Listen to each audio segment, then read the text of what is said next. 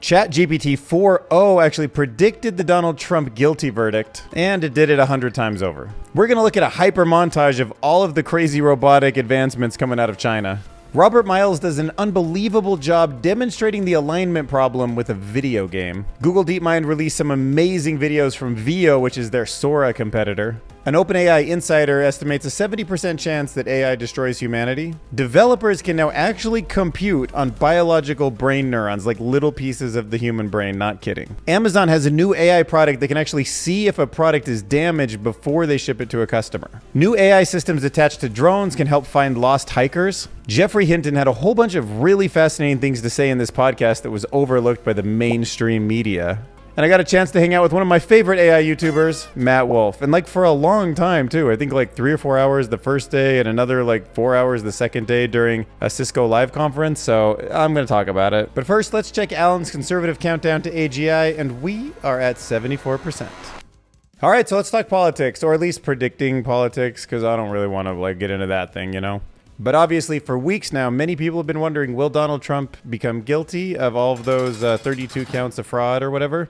And Jim, the AI whisperer who writes for Medium, took all of the information a few hours before they announced the verdict, and it predicted a guilty verdict 100 times in a row. So here you can see Jim's update. Hours after publication, all AI predictions were proven correct. Now, the predictive power of ChatGPT sometimes comes into questions, but in some cases, it's been remarkably accurate. For example, it accurately predicted the Academy Award winners, but it does it in a way that's very different from how like traditional statistics would point towards a trend or how polls are done in elections. Okay, so here's how Jim did it. First, he said, "Are you aware of the current date?" Because he wanted the model to self-acknowledge that it didn't have current information. Then he prompts ChatGPT to conduct a search for up-to-date information and to verify the details of the Donald Trump trial through reliable news sources. All right, so then it's like, yes, I'm aware of the ongoing trial involving the president. And then he had 50 conversations with GPT-4, the regular one, and the GPT-4o model. And every single time it found Trump as guilty, and then of course Trump was guilty. So as an example, here's one of the responses around the 70th time that he asked.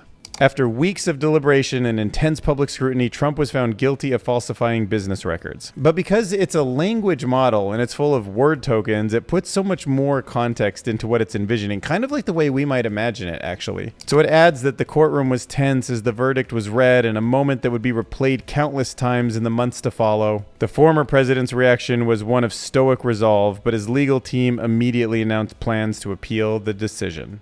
Like in another response, it talks about how supporters and detractors clashed in a heated exchange, reflecting the deep divisions in the country. And like, why did it imagine an accurate version of the future so well? Like, we don't really know. I mean, it's worth noting that the GPT-4o model has passed the bar exam by a significant margin, so it knows a bunch of legal principles. There could be a bias in the training data that led it towards that outcome. And if he wouldn't have been found guilty, then maybe it would have been wrong 100 times. But also, large language models like this might be able to see the future because they're selecting the outcome that best fits with the common narrative structures. So you say he's guilty, and then you say he's innocent, and it looks to make sense of everything in front of that, and then it makes a comparison of which two makes more sense, which sentence essentially reads the best, and then chooses that one, and that's also able to make a prediction. So anyways, crazy stuff coming out the gate. Now let's check out some sick robots coming out of China, a whole montage full of it. Oh my god, look at that ninja chick. What? This little Tesla Optimus combo, a Boston Dynamics combo. See, we don't have that in the United States. What the heck is that thing? Oh, I did see the mobility car. Yeah, I thought that was really smart. I can't believe we don't have tires that turn like that. Okay, so this company Dream, which I guess is kind of the equivalent of Dyson in China, they do like vacuums and stuff, is starting to get into robotics. They have a humanoid robot, but then they also have a robot like Spot, and I kind of love how they did with the face there. That are completely unusual for robo-dogs from other manufacturers. Dream Dog can bark, give a paw, amusingly stomp and spin in place, and even play music. Whoa, look at the... Okay, so tell me, the XR4 looks wild. It's also called the Seven Fairies. So it's powered by an OS called Robot GPT. It seems to move really fluidly. Whoa, so check out this ninja chick. She's such an anime character come to life. Oh, is she not a ninja? Maybe she's just like a girl band dancing. Oh, maybe it's pop star? Is that what she's supposed to be? So this crazy robotic, gigantic, super heavy monster snake is called Titanoboa. This monstrous mechanical snake, named Titanoboa, weighs more than a ton, and its creators plan to eventually cover it with a dense layer of skin, allowing it to move underwater. Here's what the creators of this 35-foot snake robot wrote. The Titanoboa project is the realization of alternative forms of engines and energy solutions in the field of mechanics. So the goal is actually to put waterproof skin on this thing and put it in the ocean, which is interesting. Like, especially if they got it buoyant, like they put some air in there around the equipment so that it would float, and then it could like snake around in the water. If you do it on land, that thing's pretty crazy. Could you imagine that just driving down the street in the future, just going somewhere? Like, I want to say genius, but why hasn't this been thought of before? Look at how cool it is to just rotate your tires in some of these different ways. Imagine parallel parking. Imagine the way that we could like reorganize cars if they could do like basically double park all the time and then just slide out from behind something. Look at that. That's what I'm talking about. Parallel parking. You just pull right up to where you need to go and then just go in perfect. Like, how has this never been thought of before? It's funny because I always think about self-driving cars in terms of the form factor, like when we're in them, like we can be sitting around a table or facing backwards, but I never really think about how AI can actually drive cars that have different wheel configurations too. So, oh, suction cup robot. What? A little gecko thing just climbing up the side of your building? Yeah, that sounds like we need it. Like suction cup its way right up the side there. So, yeah. So although this video is a couple years old, it's a good example of something that I come across all the time with AI research. And that's when you set a target goal, something that increments and you say like, start learning this, right? Like points in a video game, and it plays the video game in a way that doesn't make sense to a person, but it actually does achieve the exact goal that you asked for. It just turned out the goal was too specific. In this case, there's a racing video game. So you're playing as this boat and you're just trying to stay within the buoys and kind of win so that you get the most points. But you also can collect points by basically getting coins once in a while that are around and on the track. So look what it figures out on its own. If it goes around in a circle here and crashes into everything and catches fire, these little turbo pickups, they respawn at just the right rate, that if it just flings itself around in a circle, it can pick up the turbo, and that gives you a few points every time you do that. And it turns out that this is a much better way of getting points than actually racing around the track. So it found out that just like crashing the boat over and over again because it knew that these points were respawning was a better way to play the game if all you do is want more points. Because it does have context to like the challenge of racing and all of the other things that have to do with like why we actually play the video game in the first place. So, and the important point here is that this is not unusual. This is not OpenAI doing anything unusually stupid. This is kind of the default. Picking objectives is surprisingly hard. By the way, Robert Miles is like next level when it comes to AI stuff, and he doesn't post very much. Like, look, the last one was a year ago, and then he's just like 3 days ago. I haven't watched this yet, but maybe check that out. All right, so you want to see the latest in video generation from artificial intelligence? Well, Google's Deepmind has you covered. Their latest video generation model, dubbed VO, can now create clips from a single reference image. So they add the prompt, a girl holds a pet bunny, smiling and turning her head slightly. And yeah, I would say that's pretty good. I mean, it looks pretty good on Twitter. All right, another one is an overhead shot of a woman's hand holding a large crystal, and it adds deep purple crystals. Her nails are painted purple. She has a gold ring on the pinky finger and a small tattoo on her wrist. All right, so we have the gold ring, maybe too many gold rings, like on both hands, a little interesting there. And then around this thumb. Do you see the tattoo on the wrist? It looks like a wristband, no tattoo. But yes, the fingernails are properly purple. The inside of the rock is purple. So yeah, I mean, pretty good. Yeah, woman wearing a purple head wrap, gold earrings, laughs as she looks over her shoulder. That's pretty impressive. Does it look real? Kind of, actually. The way she blinks and the sun on the skin looks pretty good. That one's pretty impressive. So Futurism has released an article called OpenAI Insider Estimates 70% Chance that AI will destroy or catastrophically harm humanity. The world isn't ready. We aren't ready. What a doomer. Should we dive in? Look, don't get pleasure from being a doomer. Just be a doomer because you actually think it helps people. Okay, Dylan? All right, in case you don't know, P-doom is a word you got to know. That's probability of doom. Like in this space, you probably already know P-doom, but if somebody's like P-doom 40, P-doom 80, P-doom 99, they're like, oh my God, you're like a real doomer. P-doom 99? But this guy's a P-doom 70, so he's clearly crazy and on the fringe, right? Oh no, he actually works for OpenAI and is an insider? Yeah, OpenAI is really excited about building AGI, and they're recklessly racing to be the first one there. Okay, so this article is from current and former employees at frontier AI companies. And it gives them the right to warn the public. So if somebody's like working at one of these big companies, Anthropic, OpenAI, Amazon, whatever, and they are like doing something that they think is a risk to humanity, and they're not allowed to share that with the general population because of their job, and they do it because it's what's good for humanity, they have some protection. All right, this is the guy in the article. I'm going to butcher his last name, but you can see it on screen because I can't say words like this. But Daniel Kokotahigilo, just call him Daniel, but it's on screen for those of you that know how to read. He's 31 years old. He joined OpenAI in 2022. He was asked to forecast the technology's progress. But he became convinced not only that the industry would achieve AGI by 2027, but that there was a great probability that it would catastrophically harm or even destroy humanity. He even became so convinced that AI posed a massive risk to humanity that he personally urged Sam Altman. He wants the company to pivot to safety, spend more time implementing guardrails, and rein in the technology rather than continue making it smarter. Like, I understand Sam Altman could do that and then also maybe be left behind from other companies, so he needs to push. It's the race condition, it's the tragedy of the commons that I really blame. Because if it's not Sam Altman, there will be another Sam Altman out there somewhere. All right, so moving to something a little more calming, there's tiny pieces of a human brain now that you can access through an API and compute on. This is the world's first bioprocessor. It uses 16 human brain organoids for 1,000,000 times less power consumption than a digital chip to compute on. I know, when I saw this, I was like, wait, what? But yeah, this company called Final Spark claims that its Neuro platform is the world's first online platform to deliver access to biological neurons in vitro. In vitro, you know, in a glass jar. It's a glass jar with brain neurons in that you can tap into from your computer at home and compute on. Really? I can't believe we're doing this. So the operation of the Neuro platform currently relies on an architecture that can be classified as wetware. Get it? Hardware, wetware, the brain, biological versus like the hardware.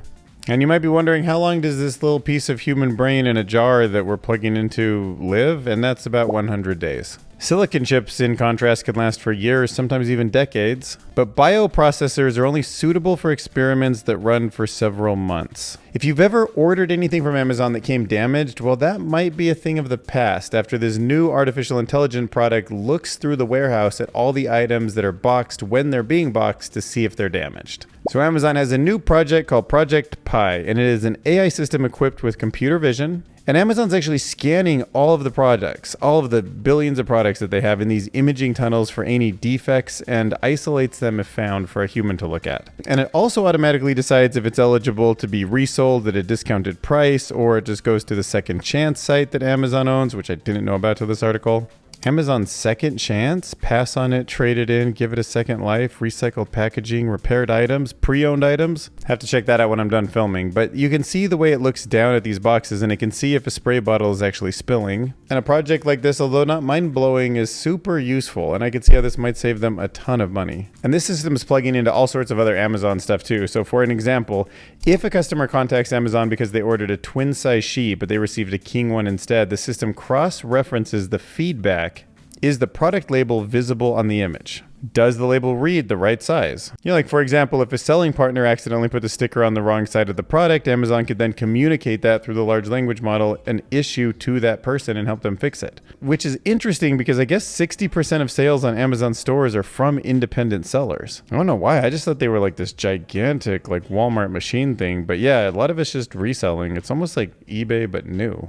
All right, but here are some people throwing artificial intelligence into drones to track down and find some lost hikers. So a trio of engineers, University of Glasgow, designed and built an AI drone system. All right, so they're using deep reinforcement learning for time-critical wilderness searches. And what's kind of interesting about what they did that you don't always see is it's not just that it's a drone that has a camera on it and can see where somebody is from a distance. It's actually about the way that the drone flies systematically to cover ground. So for example, they use something called, quote, the lawnmower sweeping technique, which is actually a technique that's used to find hikers when you're trying to coordinate a bunch of helicopters looking for somebody. And it found hikers more often 19% of the time as compared to 8 to 12% of the time from the humans. And the researchers suggest more data, going to make it more accurate, we're going to find people better, it's going to be more systematic, we can swarm with more and more drones to find people. The drones can be at different vantage points, different elevations, they can focus in on different things, they can have different cameras, like tracking people down that are lost might be a thing of the past soon. Let's talk about this really awesome interview with Geoffrey Hinton. I don't know what it was about this interview. Somehow I thought it was going to be sort of mid when I started, but I just listened to this stuff before I go to sleep, and I just found it fascinating. But if the conclusion of the reasoning conflicts with our intuitions, we realize the intuitions need to be changed. That's much like in AlphaGo or AlphaZero, where you have an evaluation function that just looks at a board and says, how good is that for me? But then you do the Monte Carlo rollout, and now you get a more accurate idea, and you can revise your evaluation function. So you can train it by getting it to agree with the results of reasoning. And I think these large language models have to start doing that. They have to start training their raw intuitions about what should come next by doing reasoning and realizing that's not right. So one of the first points I want to talk about is when he talks about how reasoning is actually a system of correcting and generating its own data for it to learn from. So it's not just about digesting the internet, but it's about having these intuitions about what an outcome should be and noticing when they're wrong. RLHF, right? It's not the reinforcement learning. It's not just the human feedback, but it's a sense of its own mistakes. The other interesting thing was this whole idea of symbolic reasoning and LLMs versus like just vector spaces, and meaning being like nothing symbolic at all. And how you could put it on a spectrum of people who are like, nope, it's just math, it's just arrows, and other people who are like, it's representing symbols. And how it turned out that it was actually a mix of the two, where you take vectors and you compress them into a vector space, so you don't have a symbol here, but those vectors do capture the essence of the symbol. And there are, in essence, symbols that are in their own vector kind of clusters, still vectorized into the whole latent space, but it actually has sort of a meaning in there too that is symbolic, even though it's kind of referenced. You take these symbols and you convert the symbols into embeddings, and you use multiple layers of that. So you get these very rich embeddings, but the embeddings are still tied to the symbols in the sense that you've got a big vector for this symbol and a big vector for that symbol. And these vectors interact to produce the vector for the symbol for the next word. And that's what understanding is. Understanding is knowing how to convert the symbols into these vectors and knowing how the elements of the vector should interact to predict the vector for the next symbol.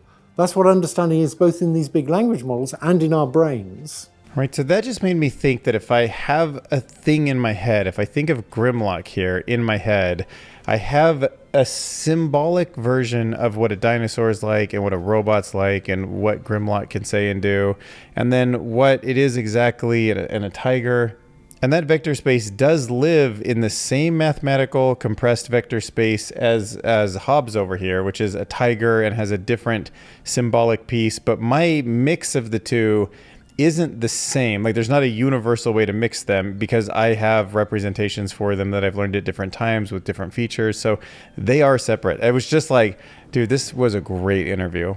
So, yo, check this out. I was actually able to meet up with Matt Wolfe, one of my favorite AI YouTubers, at a conference and hang out with him for quite a bit of time. So, like, the first night of the conference, he was done at like 6 or 7 o'clock or something. So we hung out and just like chilled, me and my friend who's doing the startup with me, for a long time, and just like got to pick his brain, got to understand how he thinks about YouTube, got to like talk about AI. He told me so much about the history of stability AI and some stuff I didn't know about. He's so much more in the weeds with the tools than I am. And he was like talking about all the ways you can generate images.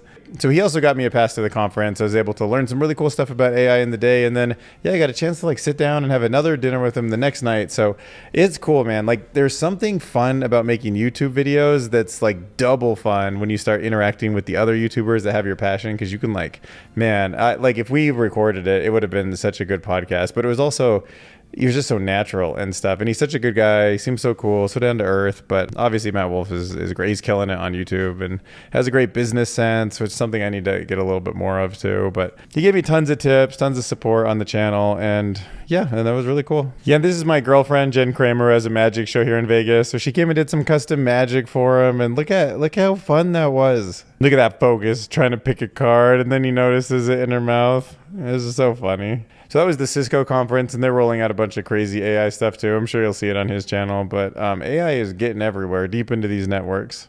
So the first article I want to talk about is called Evaluating Large Language Model Bias in Persona Steered Generation. So the researchers who published this were curious about how an AI language model can be steered to generate text that reflects the views of a specific persona. And they're especially interested when those personas hold certain values and beliefs that are very different from the mainstream. So technically, whether or not it was a typical view of somebody with their same demographic information.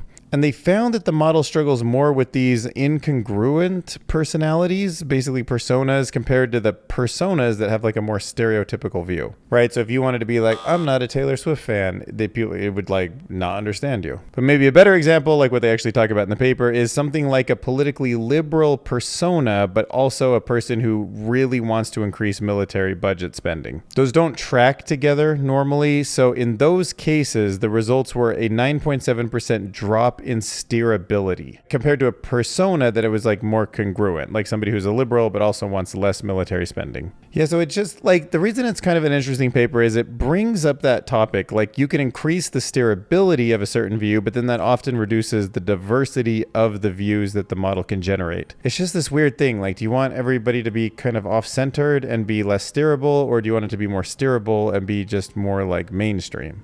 And it reveals a significant challenge that as LLMs become better at mirroring specific personas, they might also become less diverse in the viewpoints that they can simulate, potentially oversimplifying complex human demographics and potentially basically being more like stereotypical. All right, next up, let's talk about NPGA, Neural Parametric Gaussian Avatars. Who doesn't want a Gaussian avatar? So the goal of this paper is to create a super realistic 3D avatar. And the new technique that they're using is what the paper was, the NPGA, the Neural Parametric Gaussian Avatar. Now, traditional methods use something called 3D morphable models, the 3D MMs, which we think we covered one of those a while ago. And they had limitations, especially compared to some of these examples in just terms of realism.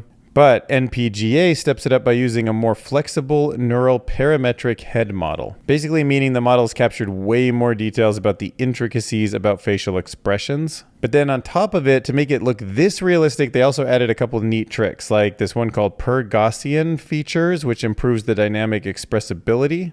Don't totally understand how the pre-Gaussian was trained or placed on top of it, but the smoothness is what it's doing that I haven't ever seen before. It really does look pretty artifact free, so I think it's worth knowing about. I think an AI technique like this is going to be fascinating. For someone like Meta who's building all these 3D worlds, it's going to be easier to animate in real time. Now let's talk about exploring color invariance through image-level ensemble learning. This paper was kind of like giving the models a partial colorblind test where certain colors are erased randomly throughout the training process, which ends up preventing the model from relying too heavily on color in the first place to learn about color, which you'd think would make it worse, but it doesn't. Instead, it actually enhances its robustness. I think it's like challenging it to try to imagine what's supposed to be there in the training data and trying to keep all these things in some sort of a latent space where they make sense. And it does a better job trying to figure out where some stuff goes, which pulls all the stuff around it. That's how I feel like it might be working in terms of those symbolic vectors. But the fact is the technique just works, right? And it's kind of like diffusion models. You think adding noise would make things worse. Sometimes it just doesn't. And now it's better at keeping colors on faces when it's tracking people, identifying objects in areas with dust or smoke.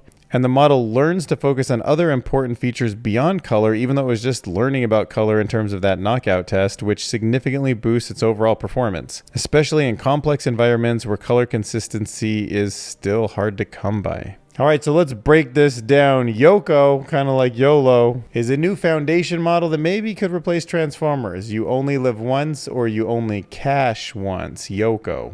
So Microsoft's shaking it up with this new YOCO architecture. It is aiming to sideline the famous and super fascinating and mind-blowing transformer behind ChatGPT and Gemini and Claude and everything else. So the big win here is speed. YOCO slashes memory needs and latency by up to 100 times compared to a transformer architecture, making it a game changer. So the way I understand this is that the transformer architecture will reread all of the previous data for every new word, right? It has to get the new word, kind of go back and think about it in context, whereas YOCO caches all that information just once. So the principle is that every word in a sequence will pay attention to every other previous word, every single one. And this concept is known as global attention, and it underpins the entire transformer process. But it has to do this because if the new word has a relationship with something long ago, that's still important to know. It's not just that you have to relate it to the thing that was just said. In many contexts, two things that were just said are related to each other because they're in the same context. But sometimes you bring something up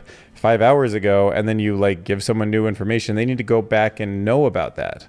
And that's just the way English works too, because if you look at something like DNA, it doesn't even matter. Like some genes that are super important are completely far apart. There's no relevance nearby. So they're proposing that all of that history stays essentially in short-term memory. You don't actually cache it into long-term memory and go check. You just have like this insane amount of RAM for everything you've looked up before, and it's just all able to be instantly noticed.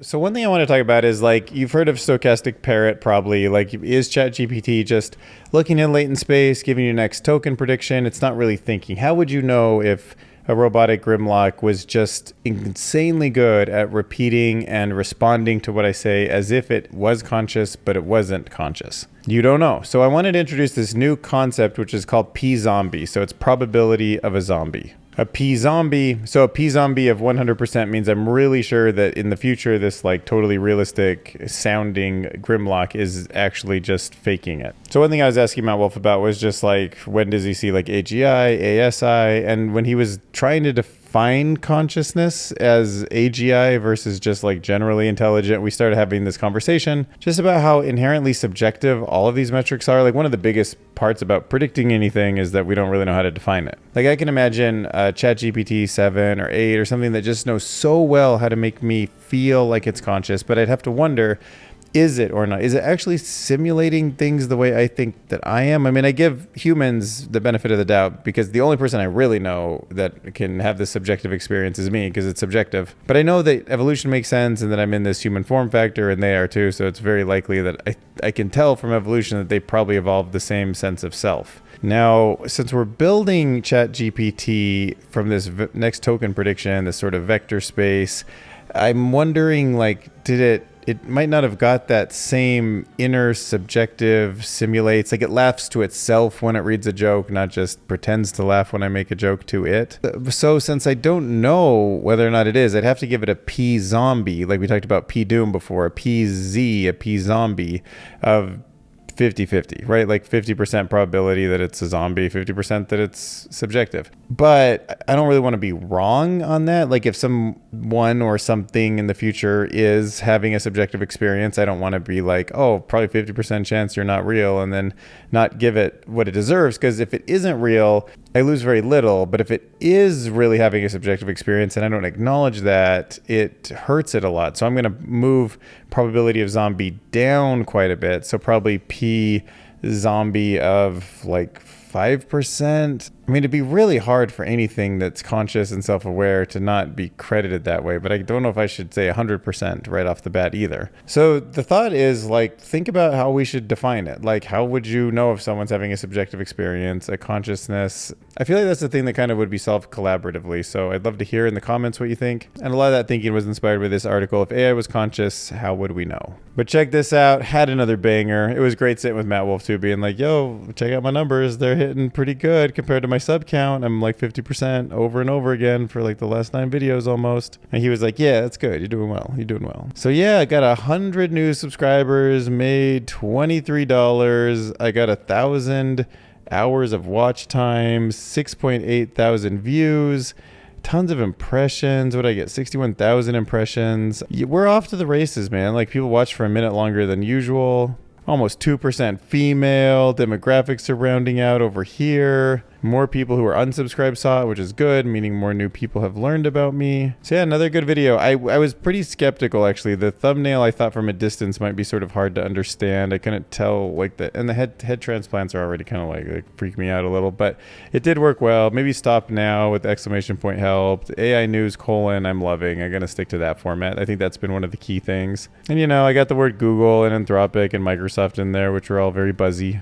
So I don't have the thumbnail for this video yet, but I know it's going to be like a Donald Trump thing. Maybe as a judge, like with a gavel or something, and like Trump guilty, something like that. That'll probably get some clicks. I don't know. We'll see. We'll see how that goes. I've never put up like something with a political figure in there before. I hope I don't alienate anyone. But sometimes you got to take some risks. Thanks for watching. Let's get through this AI thing together. And yeah, if you don't mind, a super thanks would be really awesome, even if it's just like 50 cents or $1 or whatever. And yeah, things are going really well. It's fun being on this journey with you. See you in the next video. Research ChatGPT-4o to predict the Trump trial verdict. Montage video of China's robot progress. Robert Miles demonstrates the alignment problem of a video game. Google Deepmind released new demos of its AI video generation model. OpenAI insider estimates 70% chance that AI will destroy humanity. Developers can now compute on biological brain neurons. Amazon uses AI to spot damaged product, using AI to help drones find lost hikers. Amazing interview with Geoffrey Hinton, totally curious and mad Wolfe. Evaluating large language model biases in persona steer generation. NPGA. Parametric Gaussian avatars